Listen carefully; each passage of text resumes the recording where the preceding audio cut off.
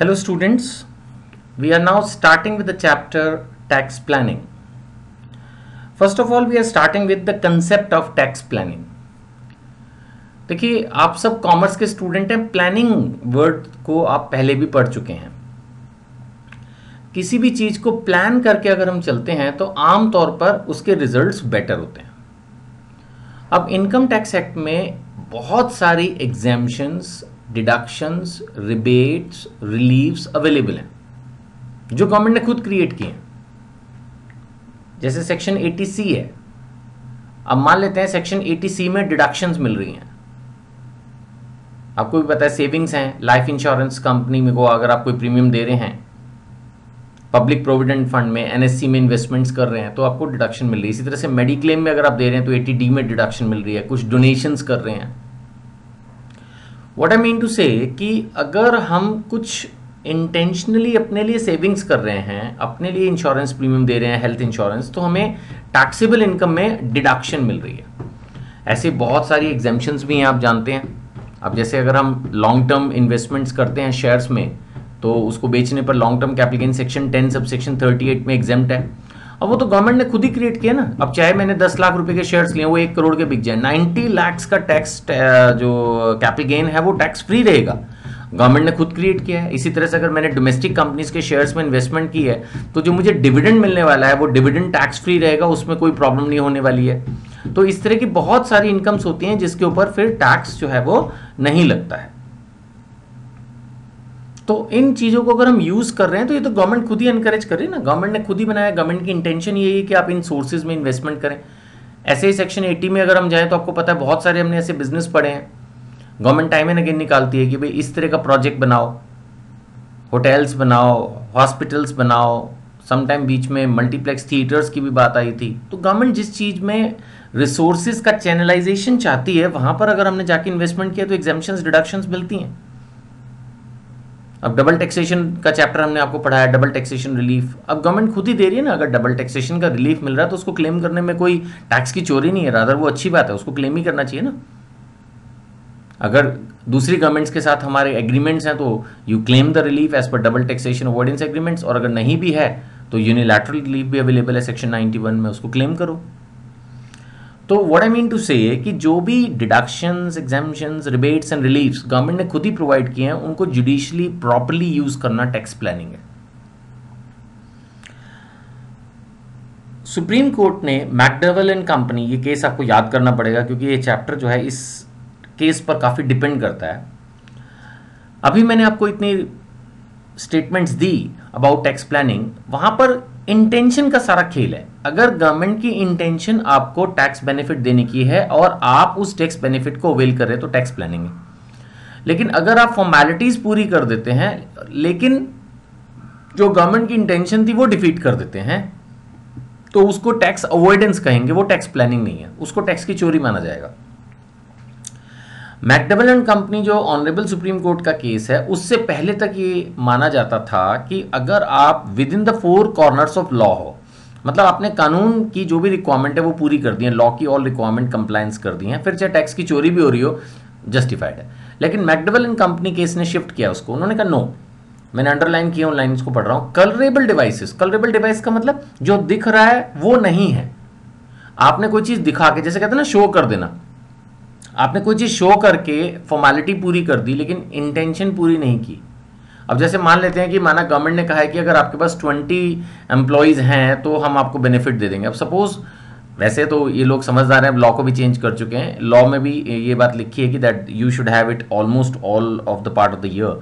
लेकिन suppose law में ये गलती हो और लैंग्वेज लिखी हो कि that if you have 20 employees then we will give you this benefit. अब वो क्या करे, एक दिन के लिए 20 एम्प्लॉय रख के हटा दे और 3 एम्प्लॉयज के साथ काम करता रहे और बेनिफिट ले ले, क्योंकि उसमें लिखा हो कि भाई 20 एम्प्लॉयज होने चाहिए, ये ना लिखा हो कि 20 employees through out the year. तो ऐसे प्रोविजंस में जहां ड्राफ्टिंग एरर हो जाए या कुछ भी, तो गवर्नमेंट की इंटेंशन क्या थी? गवर्नमेंट की इंटेंशन थी कि 20 और मोर एम्प्लॉयज हों, या जहां लिखा हो कि भाई विदाउट एड ऑफ पावर। अब कहीं पर भी ये बात आ सकती है ना कि फिर लिखना रह जाए थ्रू आउट द ईयर, तो वहां पर आप क्या एक दिन बिना पावर के प्रोडक्शन करके अब ये प्रूव कर दो कि that my industry is manufacturing without power, may be you do it for a week and you avail the benefit which is not intended, तो वो गलत है ना। सो कहने का मतलब यही है कि जहां पर लॉ की लैंग्वेज में कुछ लूप होल्स रह जाएं उसको आप एक्सप्लॉइट कर लें. So colourable devices can not be part of tax planning as it is wrong to encourage और एंटरटेन द बिलीफ. ये एनकरेज करना या ऐसा सोचना गलत है that to avoid payment of tax by resorting to dubious method. Dubious method means false method, fake methods, fraud manners. Tax planning should not be done with intent to defraud the revenue. Tax planning करते वक्त हमारी intention tax की चोरी करने की नहीं होनी चाहिए, टैक्स को बचाने की होनी चाहिए. दो बातों में फर्क है. जितने भी ट्रांजैक्शंस हैं they should be with the true spirit of the statue. That is important कि जो इंटेंशन है लेजिस्लेशन की उसके हिसाब से हम चलें. The form and substance of a transaction is the real test. The form of transaction refers to the transaction as it appears superficially. एक आदमी होता है ना, जैसे वो कहते हैं ना वो पेंट करके आ गया, या कुछ लोग जैसे फिल्मों में दिखाते हैं जी मूंछ लगा के कि भाई वो है कुछ और दिख कुछ और रहा है, बहरूपिया. वो चीज़ नहीं होनी चाहिए. Some substance of a transaction refers to lifting the veil of a legal documents. आपने शायद ये कॉर्पोरेट लॉ में पढ़ा होगा, lifting of corporate veil. Sometime company के पीछे जाके देखते हैं कि कंपनी में रियल बंदे कौन है, क्या काम कर रहे हैं, इसीलिए फिर जो स्टेप कंपनी के अगेंस्ट लेना वो उन डायरेक्टर्स के खिलाफ लिया जाता है. तो वही चीज़ यहाँ पर भी है कि कोई भी ट्रांजैक्शन है उसके पीछे जाके देखेंगे. Substance of a transaction refers to lifting the veil of legal documents and ascertain the true intention of parties. करना क्या चाहते हैं लोग, टैक्स बचाना चाहते हैं या चोरी करना चाहते हैं. That is the point. Tax management का जहाँ तक सवाल है, it is basically more of administrative nature. देखिए, आपको सबसे पहले पैन नंबर अप्लाई करना है. अगर आप टीडीएस कर रहे हैं, 10 नंबर अप्लाई करना है. आपको अपनी रिटर्न्स टाइम से फाइल करनी है, बुक्स ऑफ अकाउंट्स मेंटेन करने हैं. अगर टर्नओवर क्रॉस कर रही है, टैक्स ऑडिट करवाना है. कोई भी 20,000 सुपर कैश की पेमेंट नहीं करनी है. जो भी फॉर्मेलिटीज़ हैं, टीडीएस अगर काटा है तो उसका सर्टिफिकेट इशू करना है. You know, what ever the formalities income tax act has created, there should be a department if it is a big company. Otherwise, even if there is a one man army, he has to ensure it. Tax management, तो जैसे अगर आप 12th में business studies पढ़ते हैं तो वहाँ management के बारे में हम क्या पढ़ते हैं कि management is required even a house. कोई भी घर भी अगर मैनेज नहीं होगा तो काम नहीं चलेगा. Even if there is a sole proprietor, management is required. And even if the company has may be 10 lakh employees, it requires management. So management is required. Similarly tax management, कि टैक्स के affairs को manage करना है, कब कौन सी return भरनी है, कौन सा क्या करना है. अगर कोई असेसमेंट ठीक नहीं हुई तो उस पर अपील फाइल करना. कोई पुराने केसेस अगर ठीक से नहीं चल रहे हैं, है ना. फ्यूचर में भी अगर कोई रिटर्न भरते वक्त गलती हो गई है तो उसको करेक्टिव स्टेप्स लेना. Right. So tax management means systematic, well devised, well organised steps by an organisation in order to ensure compliance with the tax laws. Basically tax law की फॉर्मेलिटीज़ को पूरा करना टैक्स मैनेजमेंट कहलाता है. और naturally in formalities को पूरे करने के साथ साथ अगर आप जो है इसमें अपनी टैक्स को सेव भी कर रहे हैं तो वो टैक्स प्लानिंग हो गया. तो tax planning is definitely a part of tax management. Overall जो डिपार्टमेंट है टैक्सेशन को डील कर रहा है वो टैक्स मैनेजमेंट है. टैक्स प्लानिंग उसका एक हिस्सा है within the specified time and in the specified manner. Tax management refers to compliance of tax law so as to avoid interest and penalties. अब तो आप काफ़ी टैक्स पढ़ चुके हैं इस वीडियो को देखने से पहले, तो आप जानते हैं कि अगर कोई भी डिले होता है रिटर्न फाइल करने में, एडवांस टैक्स देने में, टीडीएस गवर्नमेंट को डिपॉजिट करने में, नोटिस ऑफ डिमांड को पूरा करने में, तुरंत इंटरेस्ट का मीटर डाउन हो जाता है. और अगर जरा भी चोरी पकड़ी जाए जिसमें ये प्रूव हो जाए कि डेलिबरेट अटेम्प्ट है तो पेनल्टीज लगती हैं. So definitely tax management has to ensure. तो फीचर्स की अगर हम बात करें तो it is mandatory and it refers to past, present and future. Naturally past है अपील से, रिवीजन से रिलेटेड, रेक्टिफिकेशन से रिलेटेड. प्रेजेंट में जो भी आपको रिटर्न्स फाइल करनी है, टीडीएस सर्टिफिकेट्स इशू करने हैं, एडवांस टैक्सेस जमा कराने, जो भी. एंड फ्यूचर, अगर कोई रिटर्न ठीक नहीं है तो उसको रिवाइज रिटर्न भरना या कोई और स्टेप्स लेना. सो tax management works in past, present and future. Tax evasion तो है खुला खुला टैक्स की चोरी.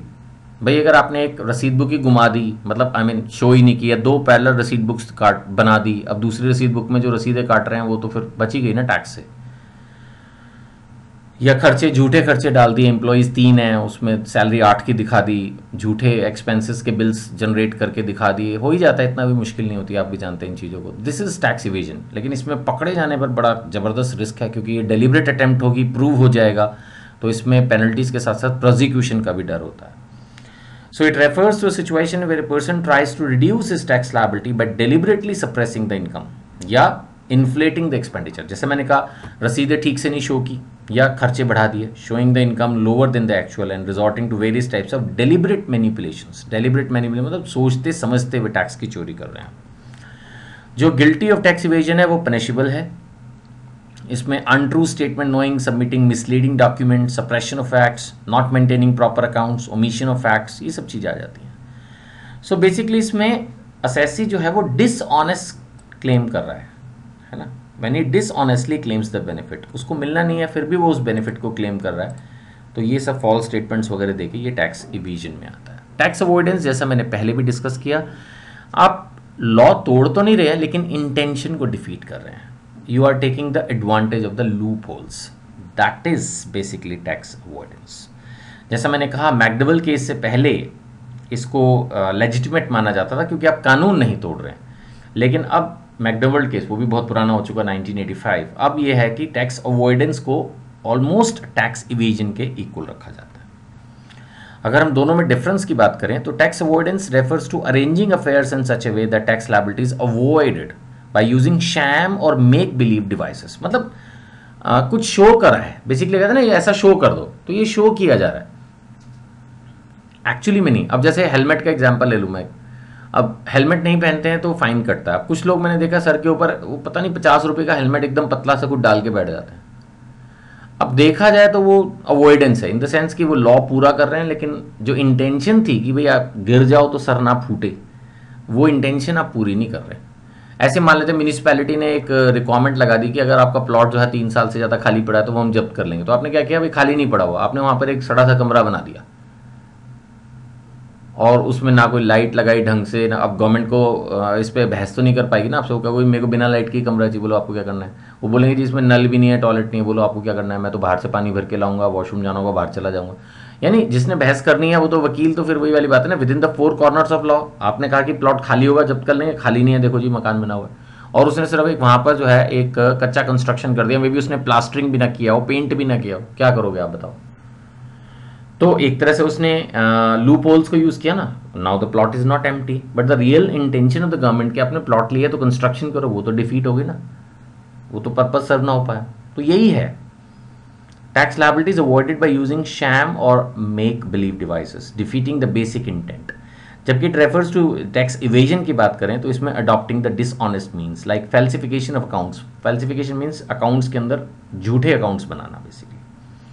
लीगैलिटी की हम बात करें तो in spite of being within the framework of law it takes advantages of loopholes, जबकि ये अनलॉफुल है, अनएथिकल है टैक्स इवेजन। एक्सेप्टेंस का जो सवाल है दोनों को ही एक्सेप्ट नहीं करते, जबकि टैक्स इवेजन तो बिल्कुल स्ट्रिक्टली प्रोहिबिटेड है। और अगर मैं उसी को आगे कंटिन्यू करूँ 4th पॉइंट में तो इसमें पेनल्टीज एंड प्रोसिक्यूशन भी है।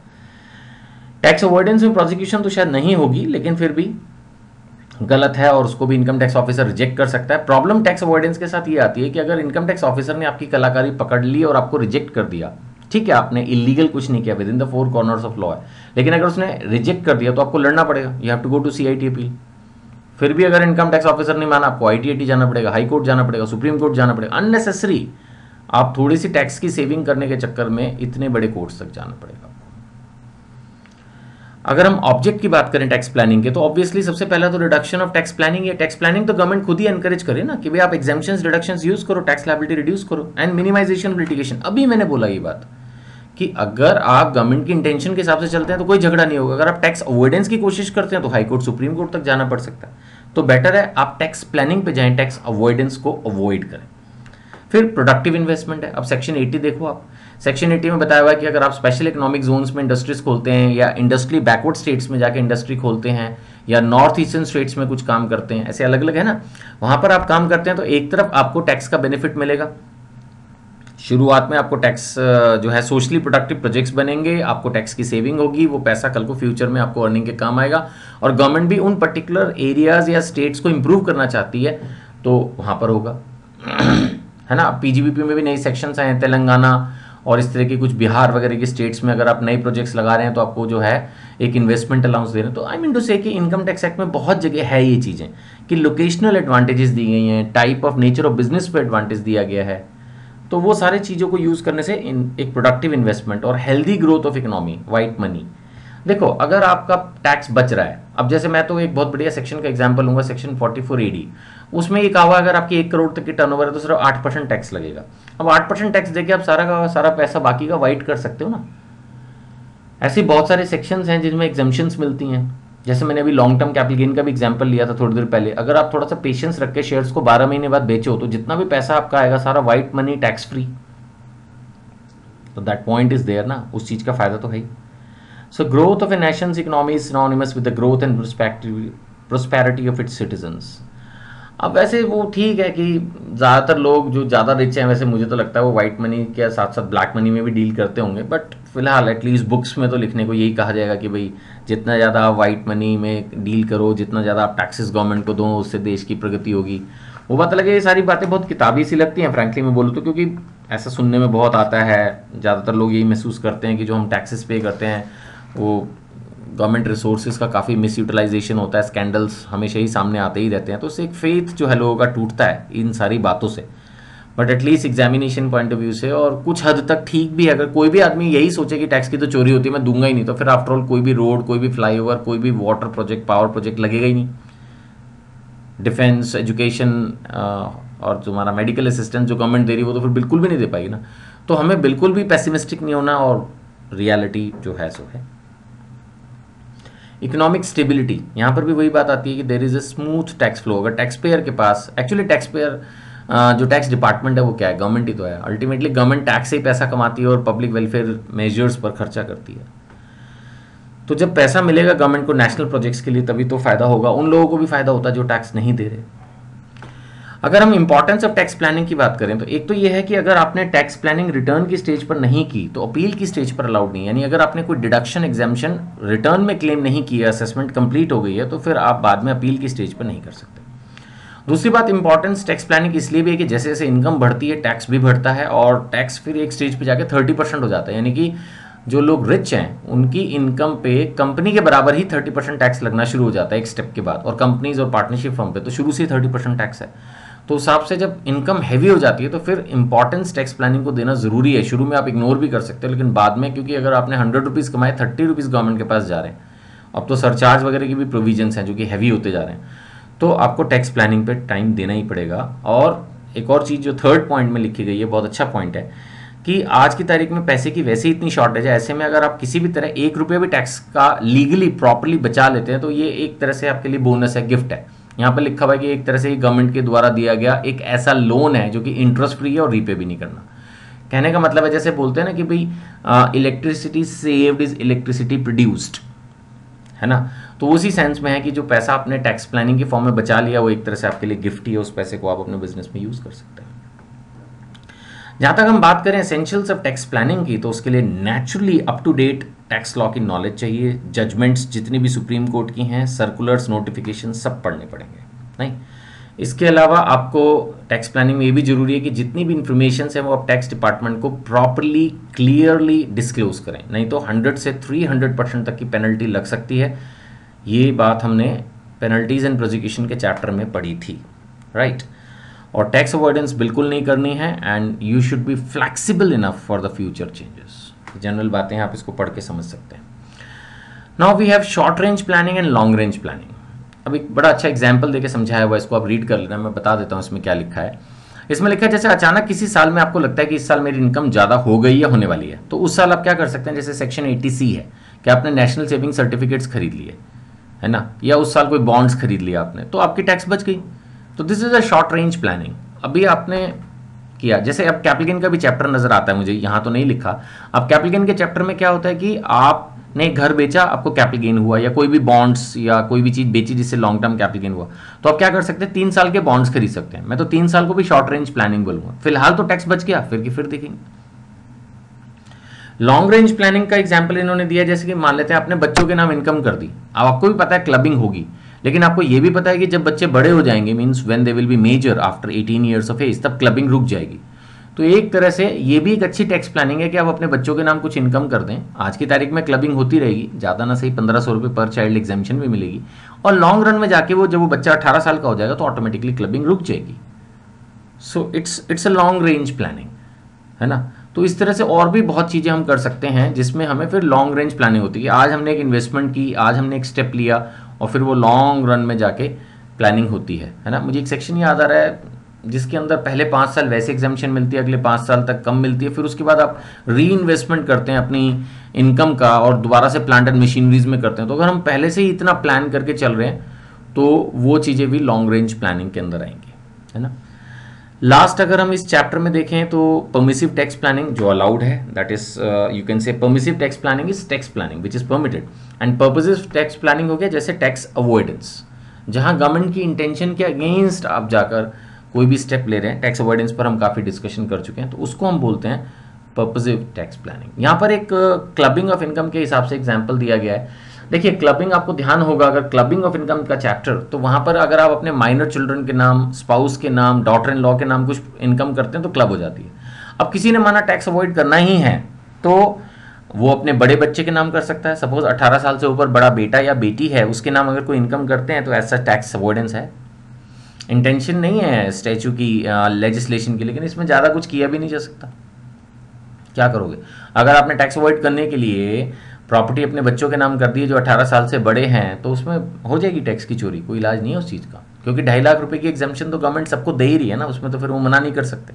ऐसे मान लेते आपके घर में कोई अनएम्प्लॉयड ब्रदर है अभी, है ना, भाभी है, वहाँ डॉटर इन लॉ की बात की गई थी लेकिन सिस्टर इन लॉ की बात तो नहीं की ना, तो वहाँ तो क्लबिंग नहीं होगी। तो इस तरह से अगर आप कुछ स्टेप्स लेते हैं तो अब ये वैसी ही चीज़ें हैं कि इसका कोई इलाज भी नहीं है। टैक्स डिपार्टमेंट भी कुछ एक स्टेप के बाद जाके तो कुछ कर नहीं सकता। वही है जैसा मैंने कहा, एट द मोस्ट कोई इनकम टैक्स ऑफिसर इस बात से चिढ़ के कि आपने तो बहुत ज़्यादा टैक्स इसी तरह से अवॉइड कर लिया, प्रॉपर्टी बच्चों के नाम, भाभी जी के नाम, ये सब कर दिया है, तो हो सकता है कि वो आपको रिजेक्ट कर दे और फिर अननेसेसरी आपको अपील्स वगैरह करनी पड़े।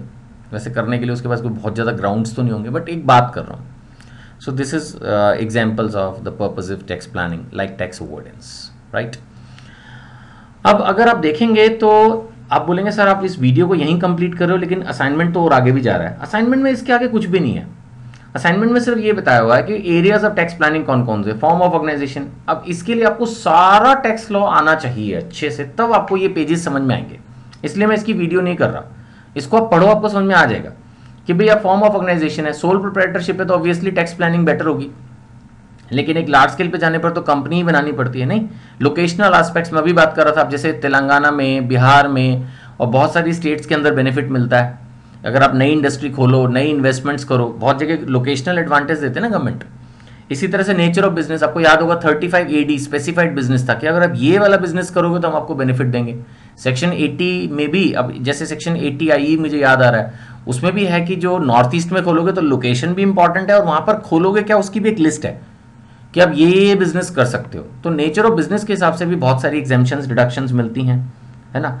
Then we have tax planning in respect to corporate restructuring. अब आपने कॉर्पोरेट रीस्ट्रक्चरिंग के अंदर काफ़ी देखा है ना, हमने पढ़ा है उसके बारे में, मर्जर्स, अमेलगमेशंस के बारे में कि क्या क्या फॉर्मेलिटीज़ हैं, अगर वो हम पूरी करते हैं, अमेलगमेटेड कंपनी इंडियन कंपनी है, तो फिर जो लॉसेज हैं पिछली कंपनी के अगर हैं तो वो भी आप करंट ईयर और 8 ईयर्स के लिए कैरी फॉरवर्ड कर सकते हैं, और साथ में जो ट्रांसफर हुआ उस वक्त पूरा कैपिटल गेन टैक्स फ्री रहता है। फाइनेंशियल मैनेजमेंट के एंगल से भी 35D वगैरह के सेक्शंस थे, जिसमें था कि अगर आपने कोई इश्यू ऑफ शेयर कैपिटल वगैरह किया है तो जो उसके खर्चे हैं वो सारे आपको अलाउड होंगे 5 सालों में अगले।